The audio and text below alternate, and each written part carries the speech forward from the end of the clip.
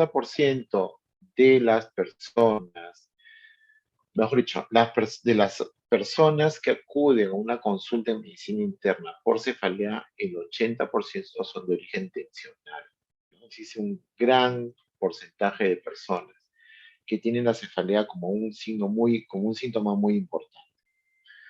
Y a eso nos vamos a ir, vamos a dedicarnos a ver sobre la cefalea. ¿De acuerdo? Muy bien. Ah, recuerden que siendo un síntoma es subjetivo. Es difícil de saber el grado de dolor que tiene cada persona, porque hay personas que van a tener menos dolor y otras personas que van a tener más dolor.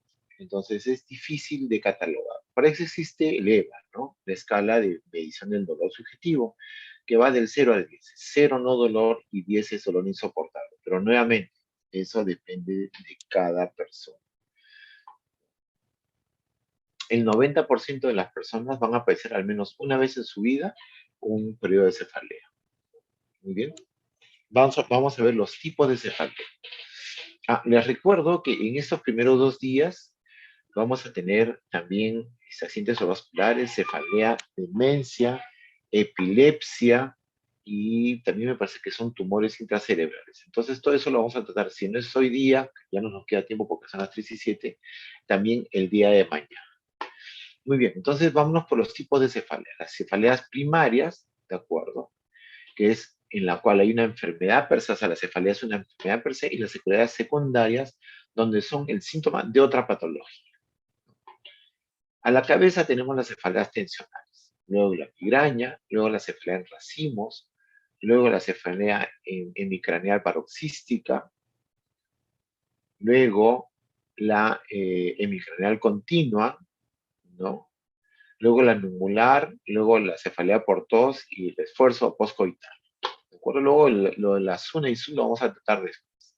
Y las cefaleas secundarias, que son consecuencia de otra patología. A la cabeza las hemorragias subaracnoideas, las arteritis de la temporal, ¿no?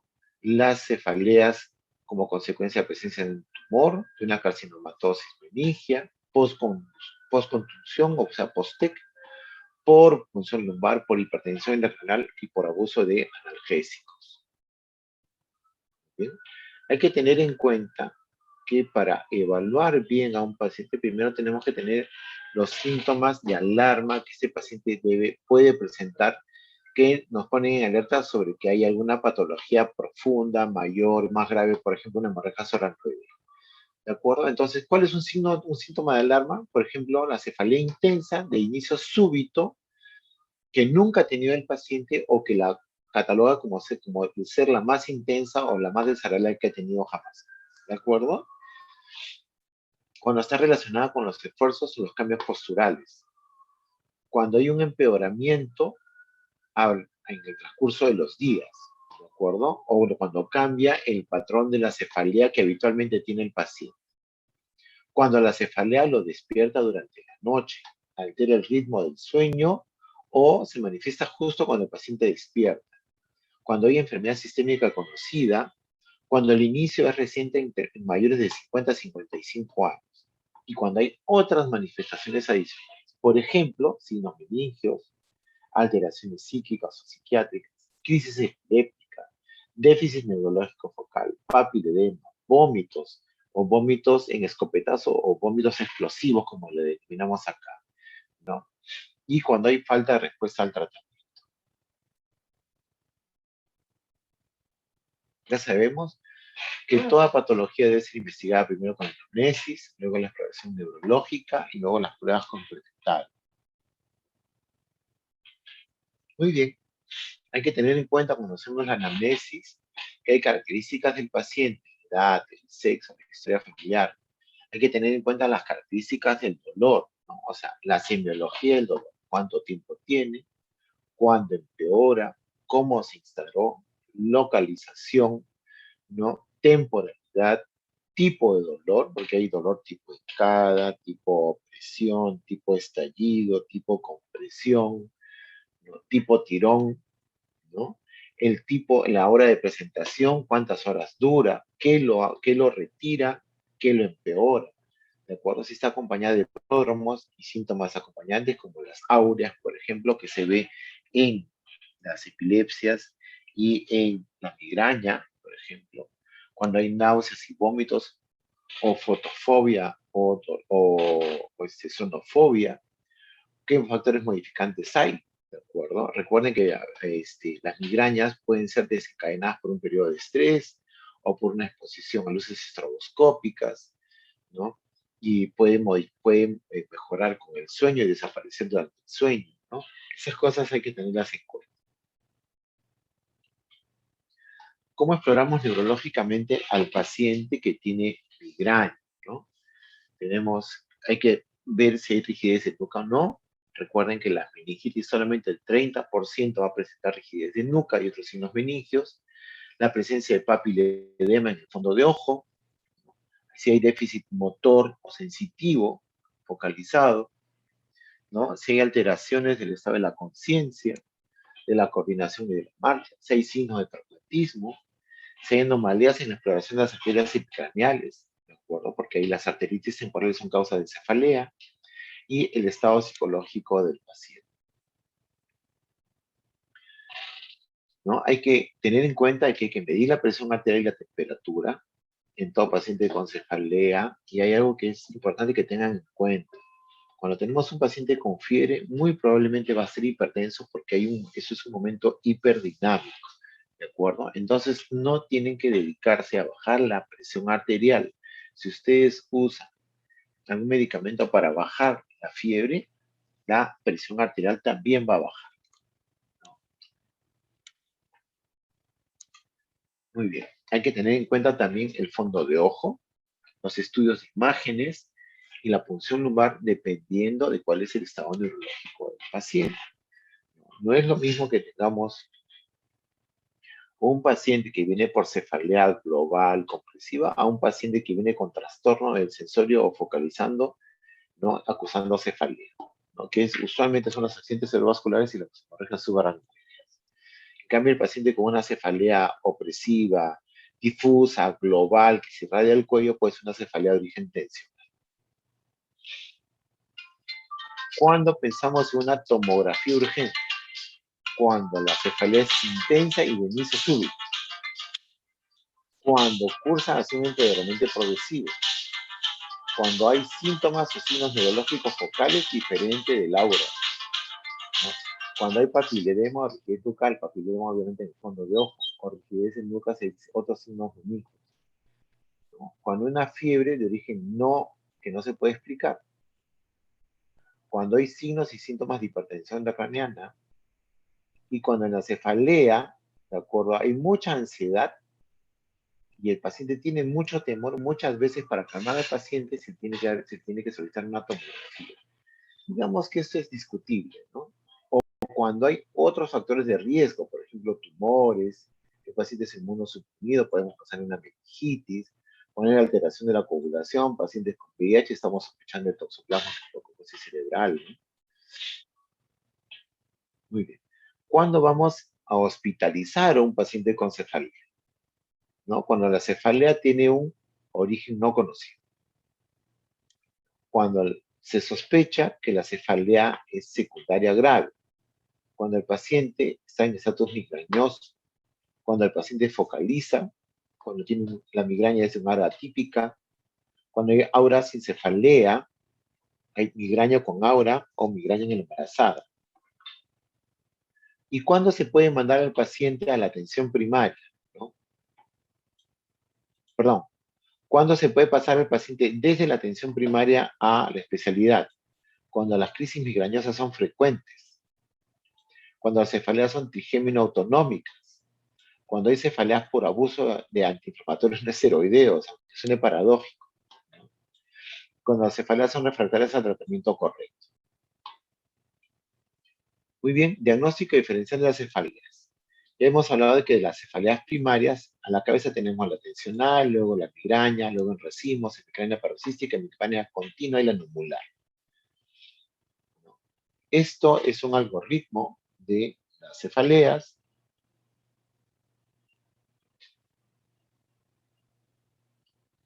Un ratito.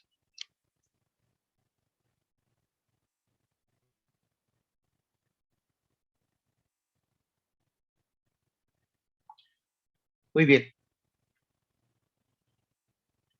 Vean ustedes las cefaleas primarias. Tenemos que hacer una buena anamnesis y exploración para saber si es una cefalea unilateral primaria o una cefalea secundaria. Si es una cefalea primaria, tenemos la unilateral y la bilateral o global, ¿de acuerdo? En la unilateral hay que revisar si hay inyección conjuntival, lacrimeo, rinorrea.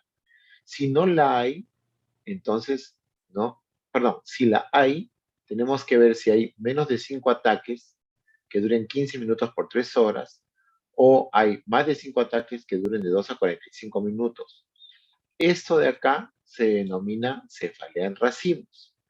Y esa de acá, si está asintomática entre episodios, si es asintomática es una hemicrania paroxística y si no hay, si el paciente no está asintomática entre los episodios, entonces estamos hablando de una hemicrania continua.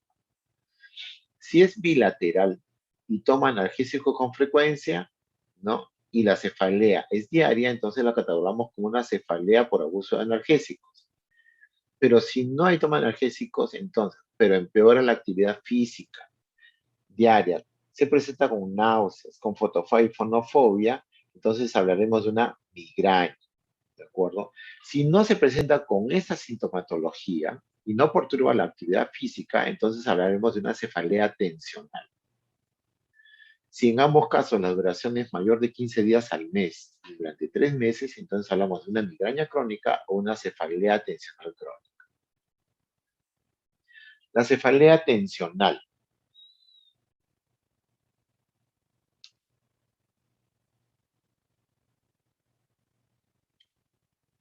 La cefalea tensional, ¿no? Los criterios diagnósticos.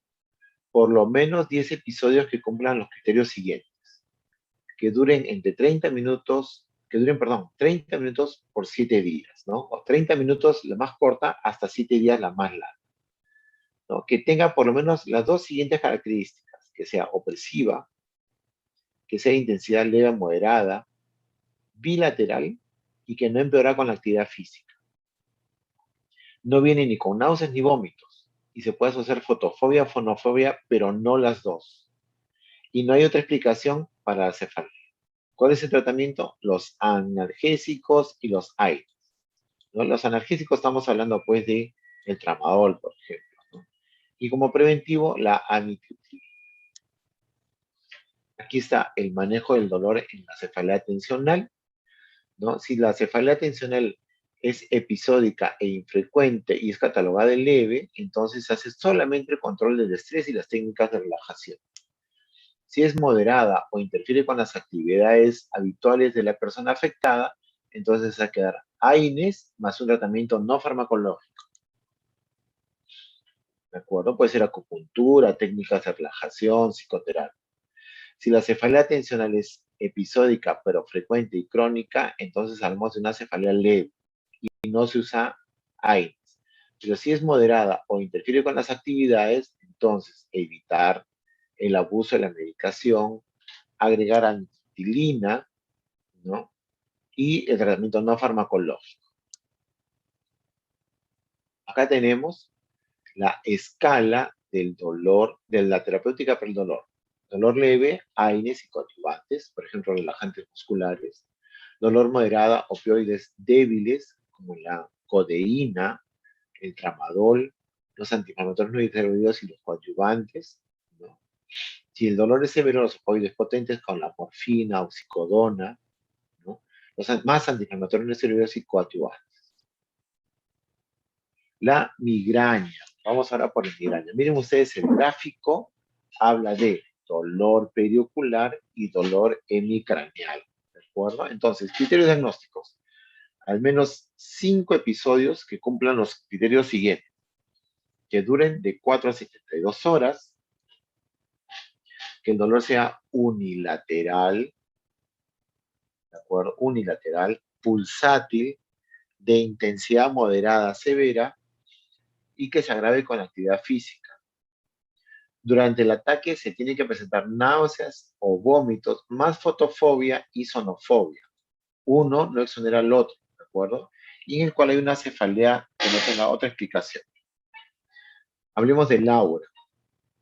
El aura es un síntoma reversible de disfunción cerebral cortical focal, ¿de acuerdo? De tronco cerebral o ambos. El desarrollo tiene que ser gradual en más de 4 minutos e inferior a 60 minutos. Y la cefalea sigue al aura con un intervalo libre inferior a 60 minutos. Vamos a hablar de las fases de la migraña.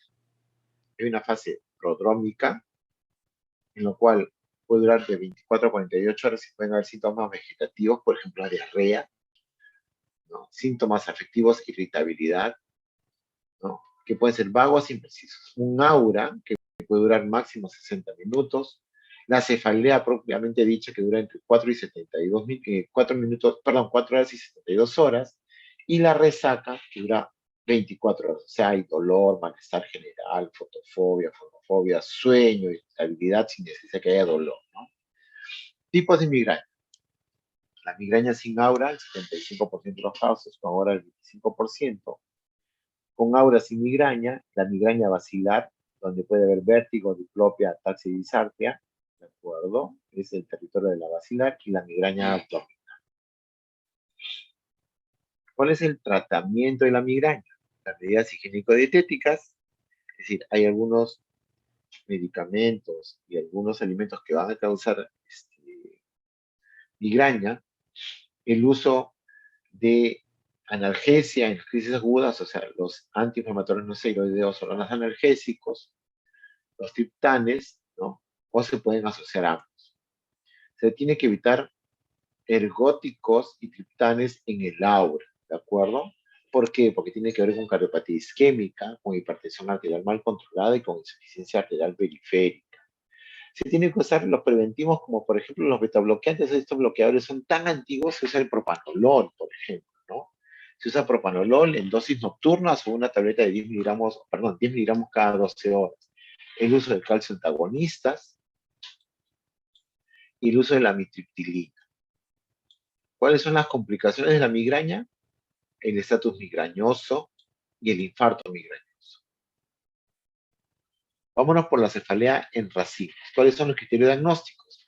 Más de 5 ataques que cumplan las características siguientes. Dolor unilateral, que puede ser moderado a severo, supraorbitario o temporal con una duración de 15 a 180 minutos sin tratamiento con un horario determinado. Se puede presentar irritabilidad o agitación, más al menos un síntoma o que sea homolateral, trigémino autonómico. Que la frecuencia de los ataques entre uno y otro que sea cada 2 días, máximo 8 al día durante más de la mitad del tiempo que el trastorno es activo y en donde no hay una mejor explicación para el diagnóstico. Ojo, no hay evidencia que los AINES, el paracetamol o los opioides lo mejoren. ¿Cuál es el tratamiento? Medidas higiénico-dietéticas, control de factores desencadenantes o agravantes, sintomáticos como el sumatriptán, el oxígeno alto flujo, la lidocaína intranasal. Y eso se pueden usar preventivos como apixona, verapamil, o sea, calcio antagonistas, topiramato, litio, ¿de acuerdo? Y en algunos casos puede ser necesario el bloqueo nervioso o la cirugía descompresiva. Hemicraneal paroxística, perdón. Hemicraneal paroxística, ¿no? Criterios diagnósticos, al menos 5 ataques que cumplen los siguientes criterios. Dolor unilateral, moderado o severo en región orbitaria, supraorbitaria o temporal con duración de 2 a 45 minutos sin tratamiento. Más al menos un síntoma o signo homolateral trigémino autonómico. Más de 5 crisis al día.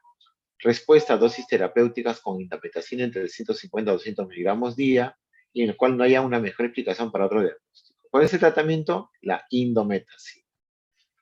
¿Cuál es la cefalea hemicraneal paroxística continua?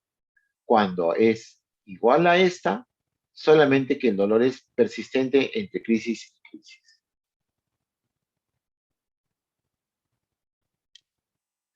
Y también tenemos la cefalea numular. Tenemos criterios diagnósticos. Miren ustedes la característica en este gráfico de la cefalea numular, ¿de acuerdo? La cefalea es continua e intermitente que cumple lo siguiente. Se localiza en un área restringida del cuero cabelludo, que puede ser redondo o elíptico entre 1 y 6 centímetros de diámetro, sin mejor explicación que otro diagnóstico. Y el tratamiento es gabapentina o lamotrigina. Y si es refractaria a la toxina botulínica. Y si hablamos de toxina botulínica, significa que hay una contractura severa en esta zona. En el caso de los diagnósticos diferenciales de las cefaleas secundarias, tenemos la hemorragia subaracnoidea, la arteritis de la arteria temporal y por abuso de analgésicos. Cuando hablamos de hemorragia subaracnoidea, cuando el dolor es súbito, usualmente es posterior a un esfuerzo físico, puede haber signos meningios a las 6 o 12 horas de instalado el cuadro. Si la tomografía craneana, ¿no es cierto?, no aparece la hemorragia subaracnoidea, como ustedes pueden verla acá en esta tomografía de abajo a su mano derecha. Miren cómo se pinta todo el circuito. Miren acá el tronco cerebral, ¿no? Si no es concluyente, se puede hacer una punción lumbal, una raquicentesis, cuidando la presión de salida. Y el tratamiento es estabilización de la membrana y evitar un accidente cerebrovascular isquémico secundario, ¿no? O sea, tratamiento de la cefalea, el nimodipino como estabilizador de membrana y el etiológico es el clipaje del aneurisma. La arteritis de la temporal. Vamos a quedar con 2 minutos, en 2 minutos acabamos. Criterios diagnósticos, al menos 3 criterios de los siguientes, ¿no? Edad superior a los 50 años, cefalea de reciente aparición, arterias temporales con dolor. Miren ustedes esa arteria temporal. Disminución o ausencia de pulsos. Y miren por qué. Porque hay un gran proceso inflamatorio que disminuye la luz de la arteria. Una velocidad de sedimentación mayor de 50 milímetros a primera hora. Una biopsia de la arteria temporal en la cual se demuestre, vasculitis con predominio de infiltrado inflamatorio mononuclear con formación de granulomas. ¿Cuál es el tratamiento? Si es precoz, con glucocorticoides, prednisona 1 miligramo kilo día, y en las cefaleas, en las arteritis temporales refractarias, metotrexate o fármaco biológico. Es decir, vamos a tratar esa arteritis como un proceso autoinmune, ¿de acuerdo? Y también se puede dar tratamiento coadyuvante con ácido acetilsalicílico 100 miligramos y las estatinas. Por abuso de analgésicos, ¿no? Criterios diagnósticos, cuando se presente más de 15 días al mes, cuando está acompañado de un abuso regular durante más de 3 meses de uno o más AINES, ¿de acuerdo? Que se usan para la cefalea.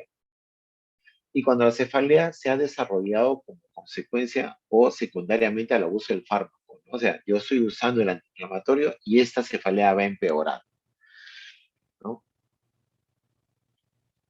En el tratamiento hay que informar al paciente y llevarlo a neurología, obviamente. Hay que hacer una supresión brusca de los analgésicos, ¿no? Y hay que hacer el tratamiento de la cefalea de rebote por la supresión de los AINE, ¿cierto? Se usan naproxeno, amitriptilina o propanolol más un ansiolítico.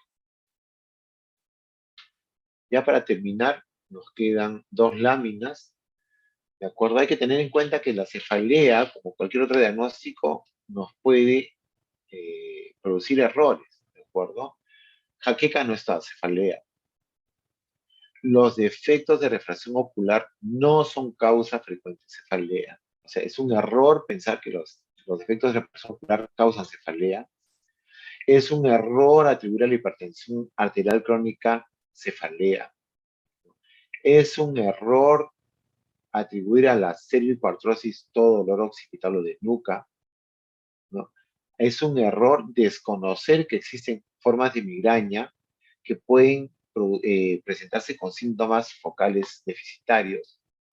No se debe confundir la cefalea en racimos con la neuralgia trigémina.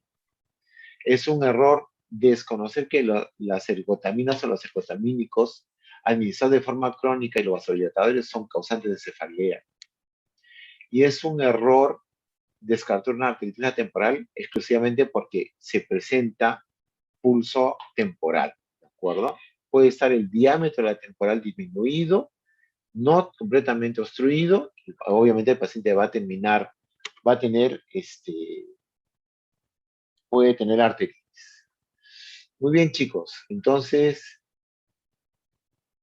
cada uno va para su aula, por favor, y mi grupo se comunica conmigo hasta el día de mañana. Mi grupo se queda, por favor, que no se vaya.